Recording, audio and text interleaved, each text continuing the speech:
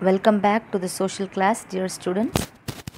Today we are going to continue the lesson from Geography, Lesson 4, Migration and Urbanization, and this is the second video class from this lesson. So we have stopped up to this political causes of migration, right? So yesterday, last class, okay, we saw factors of migration. So what are the factors of migration we saw?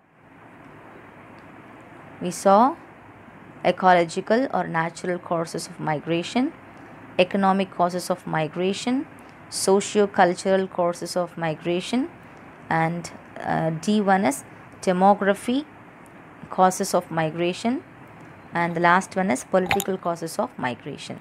So up to this we have stopped, and today we are going to start from types of migration, page number 114. Yes, so we'll see today what are the types of migration. Migration can be classified in several ways. It is usually categorized as follows. So migration can be classified in many ways, and here they have categorized in some way. We'll see what are they. First one, A. Based on the movement associated with administrative limits. Okay, based on the movement associated with administrative limits. Under this, they have given some points that we are going to see. They have categorized internal migration. First one is internal migration. We will see what is internal migration. The movement of people within a country is known as internal migration. What is internal migration? The movement of people within a country. This is the key point. Okay. Within a country is called as what migration? Internal migration. Got it? Further, the internal migration is classified into 4 categories. How many categories? 4 categories. So, based on the movement associated with administrative limits, they have given first one as internal migration. Under internal migration, they have been categorized as 4. Okay, we'll see what are they. Okay, 4 categories on the basis of place of origin and destination of migration. Okay, from which place the person has been originated and where he or she or where that person is going to be destinated or migrating. Okay, which place is going to migrate. Okay, that it depends upon that, all these 4 categories. We'll see what are they. So this tabular column we'll see at the last after seeing that. Okay. Yes, before that, female migrants. Do you know? Female migrants outnumber male migrants in Europe, Northern America, Oceania and Latin America and the Caribbean, while in Africa and Asia, particularly Western Asia, migrants are predominantly men. International Migration Report 2017. So here what they are telling is, female migrants are outnumbered when compared to male migrants in such countries. What are they? Europe, Northern America, Oceania and Latin America. Okay, and the Caribbean also. Whereas when compared to Africa and Asia, particularly in the Western Asia, migrants are predominantly whom? Men. Okay, so this is report from International Migration Report in the year 2017. Okay, now coming back to the internal migration. Okay, under internal migration, we are going to see 4 categories, right? First one is rural or urban migration. What are they? Rural or urban migration. First one. Rural or urban migration is the movement of population from rural areas to growing towns and cities, mainly in search of employment, education and recreation facilities. So, migrating from rural to urban area. Okay, why the population are migrating from rural area to urban area? So, what is rural? Rural is nothing but village, right? Urban is nothing but city or town. Got it? Okay, many people are migrating from village to town. Why? Because they wanted to have a growing towns. They wanted to see a growing towns and cities, mainly because they are searching for what? Employment or education or for some recreation facilities. Okay, they wanted more technological thing. Okay, so that won't be available in village. So in search of all these things, better employment, for better education and for recreation facilities, they wanted to migrate from rural area to urban area, that is village to city or town. Second one, urban to urban migration. What is urban? Urban is city or town, right? So urban to urban, already they are in urban area only, then why do they want to migrate from urban to some other urban? Why, we'll see now. Urban to urban migration is the migration between one urban center to the other, like in search of higher income. So for example, a person will be working in Chennai. Chennai is a very big city, isn't it? Okay, but he or she, a person wanted to earn more income. Okay, so he'll be in search of a better job in order to earn more income. So he'll migrate from Chennai to Bangalore, where he can earn extra income, extra money. Okay, so migrating, the person or people migrating from one urban area to another urban area in order to earn more income or higher income. Got it? Third one is rural to rural migration, village to village migration, right? Is driven by fertile land for cultivation and other sociological factors like marriage, etc. Okay, some people, they wanted to have a fertile land. Okay, so in some rural area the fertile land will not be available, so they wanted to migrate their rural area to some other rural area, that is village area. Okay, or in some cases male or female will be married to some other village. So after getting married, they will be shifting or they will be migrating from that village to another village. Got it? Fourth one is urban to rural migration. What is urban to rural migration? It's the movement from urban cities to rural areas, that is from urban to rural, whereas they are migrating from town to village. We will see what it is. Movement from urban cities to rural areas to get rid of the urban problems and returning to native place after retirement from jobs. Rural to urban migration is the most common one.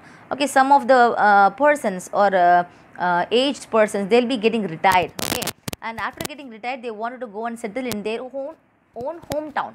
Okay, their native place. So after earning all the money, after getting retired, they wanted to settle down in their own village. So, okay, so only because of that, they will be migrating from urban area to rural area.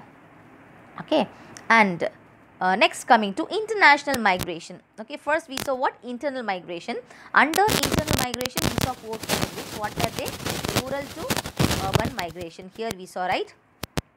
Yes. Rural to urban migration we saw, urban to urban migration, rural to rural migration, and the last one is urban to rural migration. And now we are going to see the second point. Okay, that is first one was internal migration and the second one was what?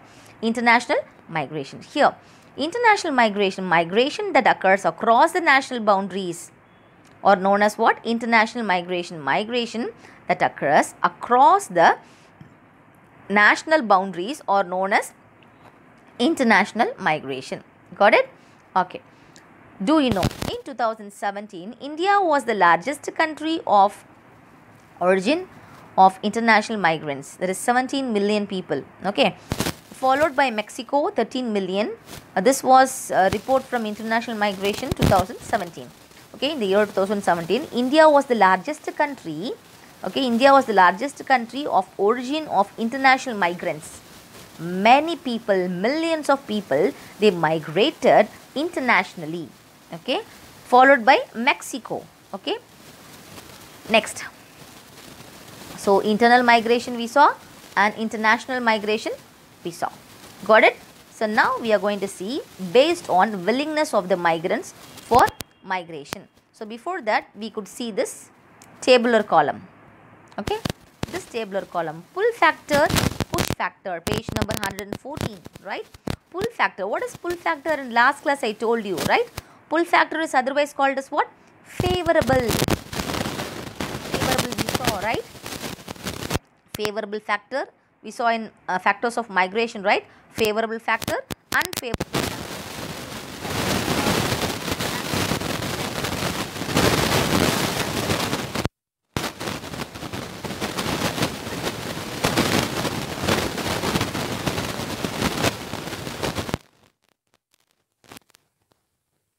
factor or unfavorable factor. Got it? Yes. Now we'll see the difference between pull factor and push factor. They have given common headings here. Okay. So natural causes. So natural causes, they have given 3 points under pull factor as well as push factor. We'll see what are they. Yes, pull factor, first one is natural cause. Least hazard prone zone. Least hazard prone zone. Where? In pull factor. Pull factor is otherwise called as favorable factor. Whereas coming to push factor, hazard prone zones. Okay. The people will be pushed from the particular place to migrate to some other safest place. Why? Because they will be facing many hazards there. Okay. Dangerous things there. Okay. Next coming to second one, favorable climate. Pull factor, they will be finding a very good climate, favorable one. Okay. Whereas coming to push factor, climate changes including extreme weather events. Okay. When coming to third one, that is pull factor, a burden of natural resources and minerals. What are the examples? Water, oil, uranium. So there will be many natural resources useful for the human being as well as animals also, right? When coming to push factor, crop failure and scarcity of food will be there. So the people will be pushed from that area to find a better place to live. Next coming to economic cause. First one was natural cause. Now we are seeing economic cause. So coming to pull factor, favorable factor. What is the first point? Only one point they have given here. Potential for employment. So employment opportunity will be there. Whereas when coming to push factor, unemployment will be there. Okay. And next coming to socio-cultural cause. In pull factor it is social unification, whereas in push factor it is social discrimination. Demographic cause, underpopulation, here overpopulation. And the last one is political cause. They have given 3 points. First one, in pull factor it is political security, whereas in push factor it is war, civil unrest, etc. Okay. Here independence and freedom will be there, whereas in push factor safety and security concerns, that is ethnic, religious, racial and cultural persecution. And the last one is affordable and accessible urban services. Examples, healthcare, education, transport and recreation centers will be available in the pull factor, whereas when coming to push factor, inadequate or limited urban services and infrastructure, that is healthcare, education, transport, water supply and recreation will not be there. Okay, inadequate. Okay. Yes. Next coming to based on the willingness of the migrant for migration. So first point we saw based on the movement associated with the administrative limits, and now B point we are going to see based on the willingness of the migrants for migration. So first point is voluntary migration. Voluntarily they will be coming forward to migrate. If the migration takes place on person's free will, initiative and desire to live in a better place and to improve their financial status, the migration is said to be voluntary. When a person is coming forward voluntarily, okay, willingly to migrate from one place to another place in order to have a better place or better financial status, that is called as what? Voluntary migration. Okay. Second one is involuntary or forced migration. That's just opposite to voluntary migration. What it is? If the migration takes place against the will of migrants. Against the will of migrants, the migration is termed as the involuntary migration. The push factors like war may force the people to emigrate from a place or from the place is of this type. Okay.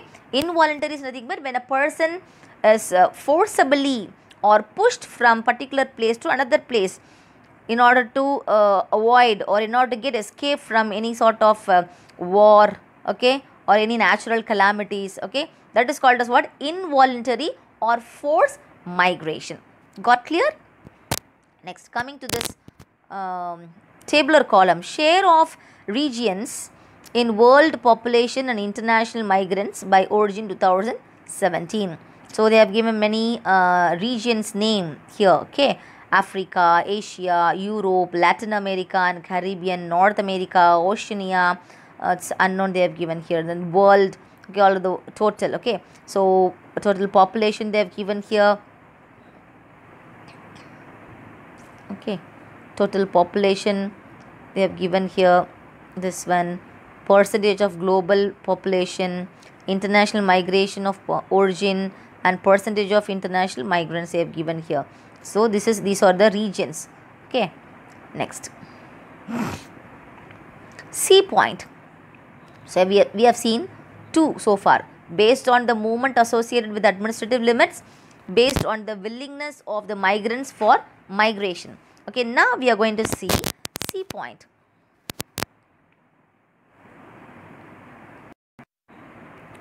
C point is based on the duration of stay of migrants in the place of destination.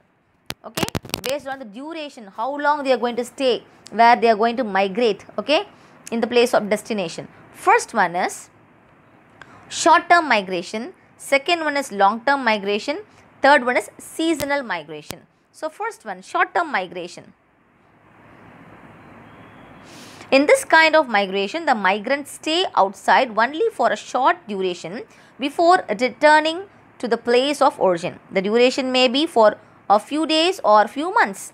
So short term migration, what a person will be migrating outside, okay, or staying there for a short duration, maybe in months, maybe in a few days. Okay, they will be migrating few months, they will be there, or few years they will be there.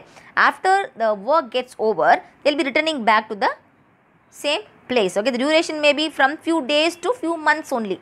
Okay, second one is long term migration. Short term is nothing but for few months they will be outside the place. Okay, long term, it is a kind of migration in which the migrants stay outside at least for a few years.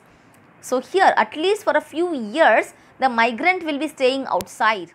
Okay, coming to third one, seasonal migration. In this type of migration, usually a group of people migrates from their native place during a particular season and returns after end of that season. People migrating to hill stations during summer and migration of agricultural workers during sowing seasons belong to this category. Transhumance is another example of seasonal migration. So here a word newly they have given. So okay, first we will see what is seasonal migration. Seasonal migration is nothing but usually a group of people will be migrating from their native place, okay, to a particular seasonal place in order to have a change of season. After the end of the season, they will be returning back to their own place. For example, we can take migrating to hill stations during the summer time. Okay, or migration of agricultural workers during sowing seasons. Okay, belongs to this seasonal migrations. What is transhumance? They have given in glossaries. Okay, if you see glossary in page number 119, transhumance is nothing but kaalnadayudan idam peyer. Okay, in Tamil they have given, right. It is also seasonal migration where pastoral farmers move with their herds seasonally or periodically between plains and mountains. That is called as what? Transhumance. Next, coming to do you know, the number of international migrants worldwide has continued to grow rapidly in recent years, reaching 258 million in 2017, up from 220 million in 2010 and 173 million in 2000. International Migration Report 2017. Okay, children, we'll just stop up to this. Next class, we shall start from consequences of migration. Thank you and take care.